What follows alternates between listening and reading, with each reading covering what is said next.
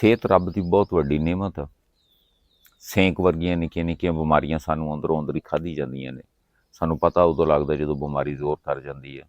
ਜਿਸਮ ਆਪਦੇ ਦੀ ਹਿਫਾਜ਼ਤ ਕਰੋ, ਇਹ ਅਮਾਨਤ ਆ ਸਾਡੇ ਕੋਲ ਰੱਬ ਦੀ। ਮੰਨਿਆ ਕਿ ਕਿਤਾਬਾਂ ਦੇ ਵਿੱਚ ਲਿਖਿਆ ਹੋਇਆ ਕਿ ਜਿਸਮ ਦੀ ਹਿਫਾਜ਼ਤ ਕਿੱਦਾਂ ਕਰਨੀ ਹੈ, ਲੇਕਿਨ ਹਰ ਬੰਦਾ ਯਾਰ ਪੜ੍ਹਿਆ ਲਿਖਿਆ ਤਾਂ ਨਹੀਂ ਨਾ। ਅਨਪੜ੍ਹ ਵੀ ਬਹੁਤ ਨੇ, ਸਾਡੇ ਬਹੁਤ ਤਬਕਾ ਅਨਪੜ੍ਹ ਹੈ। ਇਹ ਗੱਲ ਜਿਹੜੀ ਹੈਗੀ ਆ, ਇਹ ਮਾਸਟਰਾਂ ਨੂੰ ਚਾਹੀਦਾ, ਮਸਜਿਦਾਂ ਦੇ ਵਿੱਚ ਮੌਲਵੀਆਂ ਨੂੰ ਚਾਹੀਦਾ ਕਿ ਉੱਥੇ ਪੜ੍ਹੇ ਲਿਖੇ ਵੀ ਤਾਂ ਅਨਪੜ੍ਹ ਸਾਰੇ ਹੀ ਆਉਂਦੇ ਨੇ, ਉੱਥੇ ਵੀ ਦੱਸਣ, ਸਕੂਲਾਂ ਕਾਲਜਾਂ ਦੇ ਵਿੱਚ ਦੱਸਣ। ਸਿਹਤਮੰਦ ਰਹਿਣ ਵਾਸਤੇ ਜਿਹੜਾ ਹੈਗਾ, ਸਾਨੂੰ ਸਾਰਿਆਂ ਨਾਲੋਂ ਪਹਿਲੀ ਗੱਲ ਹੈ ਕਿ ਸਾਨੂੰ ਆਪਦੇ ਜ਼ਿਹਨ ਨੂੰ ਸਕੂਨ 'ਚ ਰੱਖਣਾ ਚਾਹੀਦਾ। ਕਿਸੇ ਤੋਂ ਦੇਖ ਕੇ ਸੜਨਾ ਨਹੀਂ ਚਾਹੀਦਾ। ਕੋਈ ਐਵੇਂ ਨਿੱਕੀ ਜਿਹੀ ਗੱਲ ਦਾ ਬਰਡਨ ਆਪਦੇ ਜ਼ਿਹਨ ਦੇ ਉੱਤੇ ਨਹੀਂ ਪਾਉਣਾ। ਅਕਸਰ ਘਰਾਂ ਦੇ ਵਿੱਚ ਲੜਾਈਆਂ ਝਗੜੇ ਹੋ ਜਾਂਦੇ ਆ ਅਤੇ ਬੰਦਾ ਸਭ ਨਾਲੋਂ ਜ਼ਿਆਦਾ ਟੈਨਸ਼ਨ 'ਚ ਆਉਂਦਾ, ਬੁੜੀਆਂ ਝਟਕ ਮਗਰੋਂ ਫਿਰ ਉੱਦਾਂ ਦੀਆਂ ਹੋ ਜਾਂਦੀਆਂ। ਆਪਦੇ ਜਿਸਮ 'ਤੇ ਆਪਦੀ ਬਰਦਾਸ਼ਤ ਤੋਂ ਬਾਅਦ ਜਿੰਨਾ ਤੁਹਾਡਾ ਜਿਸਮ ਬਰਦਾਸ਼ਤ ਕਰ ਸਕਦਾ, ਉਸ ਤੋਂ ਜ਼ਿਆਦਾ ਤੁਸੀਂ ਆਪਦੇ ਜਿਸਮ ਦੇ ਉੱਤੇ ਭਾਰ ਨਹੀਂ ਪਾਉਣਾ।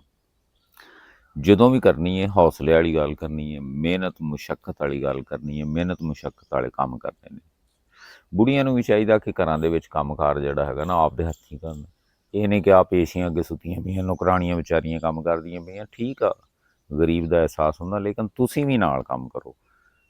ਤੁਹਾਨੂੰ ਅੱਲਾ ਨੇ ਸਕਤ ਦਿੱਤੀ ਹੈ, ਨੌਕਰਾਣੀ ਰੱਖ ਲਈ ਹੈ, ਨੌਕਰਾਣੀ ਅਗਰ ਕੰਮ ਕਰਦੀ ਹੈ ਉਹਦੇ ਨਾਲ ਨਾਲ ਤੁਹਾਨੂੰ ਵੀ ਚਾਹੀਦਾ ਕਿ ਥੋੜ੍ਹਾ ਬਹੁਤਾ ਕੰਮ ਕਰੋ। ਸੁਬਹ ਨੂੰ ਸਵਖਤੇ ਯਾਨੀ ਸਵੇਰੇ ਸਵੇਰੇ ਉੱਠੋ, ਆਪਦੇ ਜਜ਼ਬਾਤ, ਖਿਆਲਾਤ, ਖਵਾਹਿਸ਼ਾਤ ਅਤੇ ਸ਼ਹਵਾਤ, ਇਹਨਾਂ ਸਾਰਿਆਂ ਦੇ ਉੱਤੇ ਕੰਟਰੋਲ ਰੱਖੋ।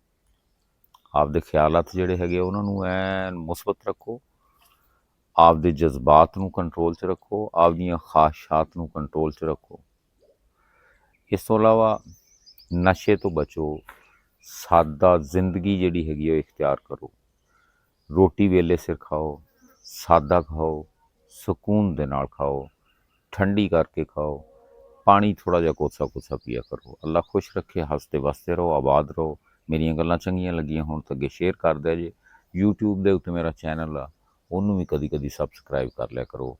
ਅੱਲਾਹ ਤਾਲਾ ਜ਼ਾਤ ਖੁਸ਼ ਰੱਖੇ, ਆਬਾਦ ਰੱਖੇ। ਅੱਲਾ ਹਾਫਿਜ਼।